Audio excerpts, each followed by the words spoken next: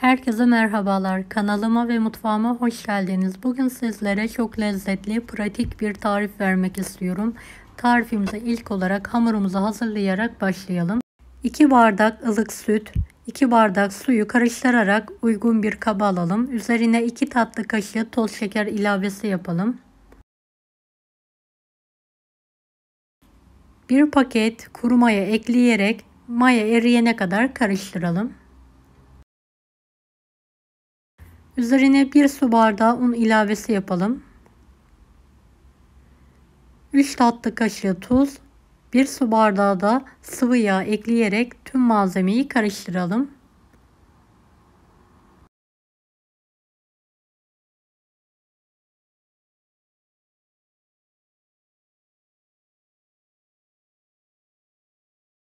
Kalan unu azar azar ekleyerek orta sertlikte bir hamur yoğuralım. Toplamda 8,5-9 su bardağına yakın un kullandım.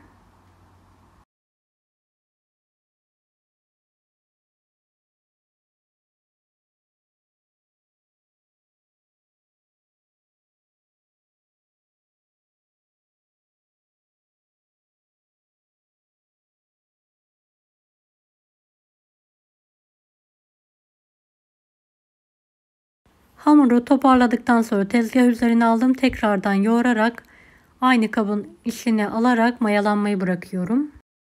İç harcı için 200 gram kıyma, 2 adet küçük doğranmış kabak,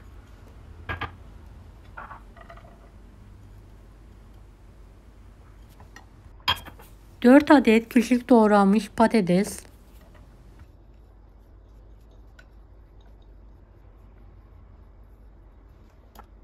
4 tane orta boy küçük doğranmış kuru soğan, 1 tutam da dereotu ve maydanoz karışımı var. 1,5-2 tatlı kaşığına yakın tuz ilavesi yapalım. Dilediğiniz baharatları ekleyebilirsiniz. Ben kırmızı pul biber, karabiber ekledim. Biraz da zeytinyağı gezdirerek tüm malzemeyi elimizle karıştıralım.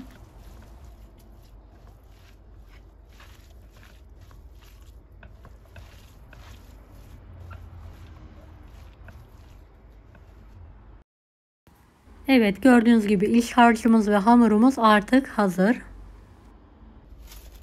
Mayalanan hamurun gazını çıkartarak tekrardan yoğuralım.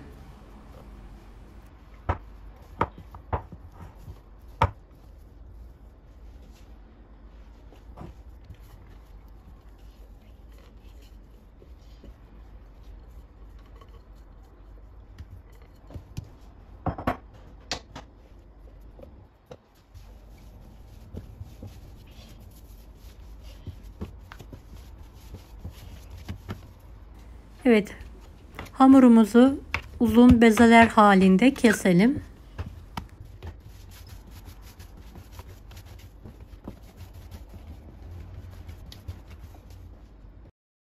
Bezelediğimiz hamurları 15 eşit yuvarlak beze keserek yuvarlayalım.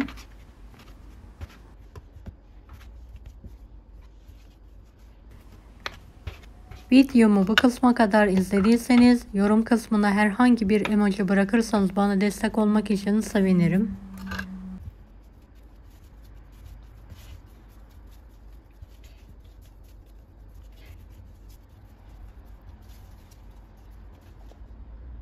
Evet, bezelediğimiz hamurların üzerine un serperek biraz dinlenmeye bırakalım.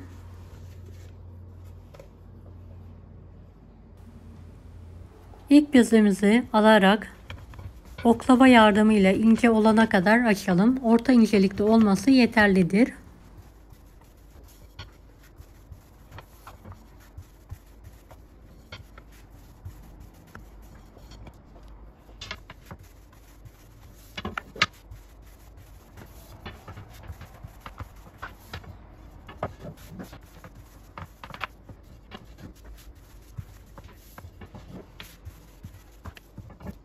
Evet, bu incelik ve büyüklük yeterlidir. Tüm bezeleri açarak bir kenarda bekletiyorum.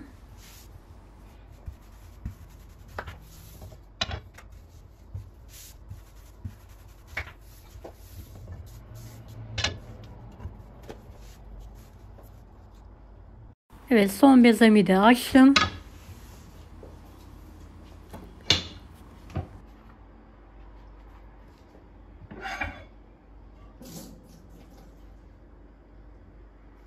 Üzerine hazırladığımız iç harçtan yeteri kadar koyalım. Her tarafına gelecek şekilde yayalım.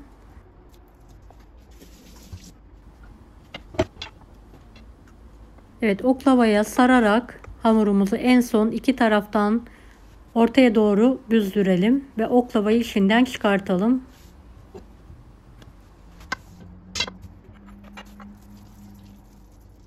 Diğer yufkaları da aynı yöntemle şekil vermeye devam edelim.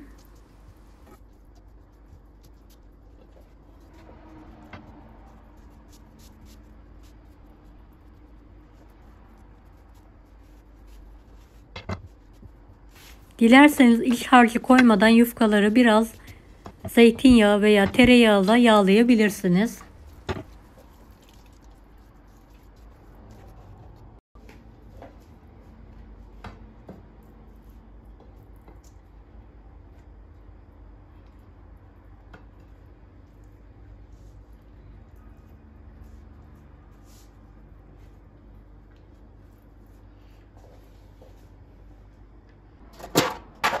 Evet, şekil verdiğim hamurları fırın tepsisine diziyorum. Biraz aralık bırakmanızı tavsiye ederim. Kabaracağı için birbirine yapışmasınlar. Kalan yufkayı da aynı yöntemle şekil vererek fırın tepsisine diziyorum.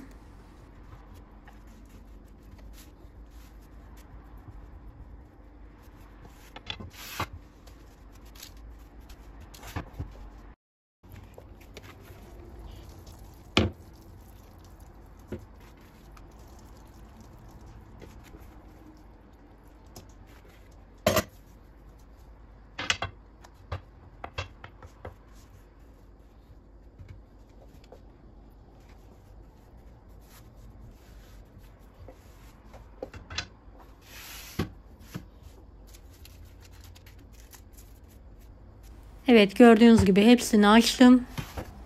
Şekil verdim. Üzerine bir adet yumurtayı biraz sütle çırparak üzerlerine sürüyorum.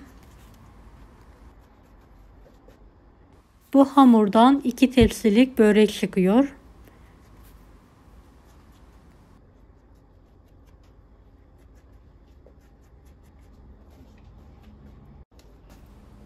Evet, her tarafına gelecek şekilde yumurtalı sostan üzerine sürüyorum. Fırınımı da önceden ısıttım. 170 dereceli fanlı fırına ayarladım.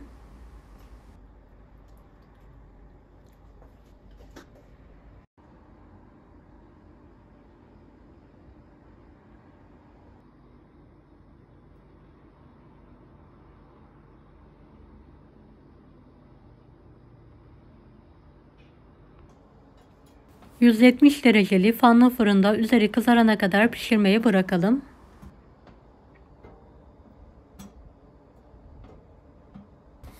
Pişen böreğimizi fırından hemen çıkartalım. Evet, gördüğünüz gibi çok güzel kızardı. Hemen sıcak sıcak servis yapabilirsiniz.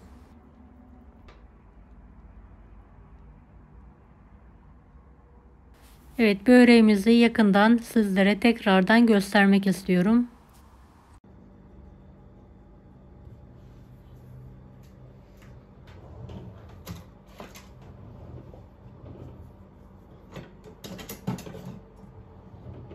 Deneyecek olanlara şimdiden kolaylıklar dilerim. Kanalıma ücretsiz abone olmayı unutmayın. Bir dahaki videolarda görüşmek üzere. Allah'a emanet olun. Hoşça kalın. Daha farklı tarifler için bunları da izlemeyi unutmayınız.